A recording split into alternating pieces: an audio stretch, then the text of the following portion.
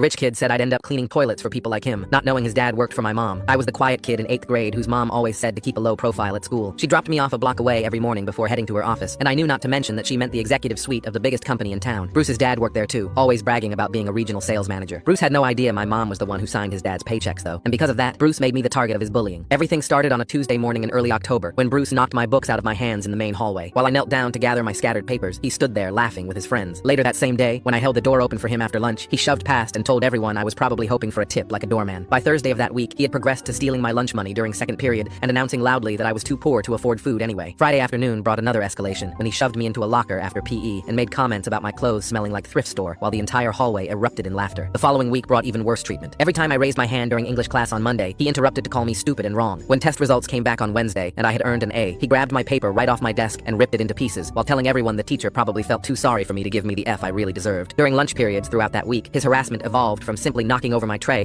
to something more humiliating. He would grab my sandwich from my reused grocery bag, take a dramatic bite, then spit it out while declaring it was welfare food and mystery meat before throwing everything in the trash. On a particularly bad Thursday, I tried a different approach and offered him my chips, thinking maybe kindness would work. He knocked them out of my hand and ground them into the cafeteria floor with his heel while explaining that he didn't want to catch whatever diseases poor people carry. The entire cafeteria watched in silence as he made me clean up the mess with my bare hands. Physical education class became my daily nightmare after that. He would wait until I was changing clothes, then grab everything I owned and throw it all in the shower, leaving me standing there in my underwear. While I tried to retrieve my soaked clothes, he would loudly describe to the entire locker room how skinny and malnourished I looked from eating dollar store food. The harassment reached new levels the day he found my phone with its cracked screen in early November. He picked it up and called it ancient junk, then explained that his dad had told him poor people always have broken phones because they can't take care of anything. He threw it on the ground and stomped on it repeatedly until the screen went completely black and the phone wouldn't turn on anymore. When I wore the same jacket 3 days in a row because my other one was still drying from being thrown in the shower, he started a rumor that I only owned one set of clothes. He would make gagging sounds whenever I walked past in the hallways and hold his nose while telling everyone I hadn't changed my underwear in a week. Career day arrived in mid-November, and Bruce had spent the entire week telling everyone how his dad was going to present about being successful in business. The morning of the presentations, he cornered me in the bathroom and pushed my head toward the toilet while his friends held the door shut. He kept my face inches from the water and told me I better get used to cleaning toilets for rich people like him. His dad went first during the presentations, strutting around the classroom talking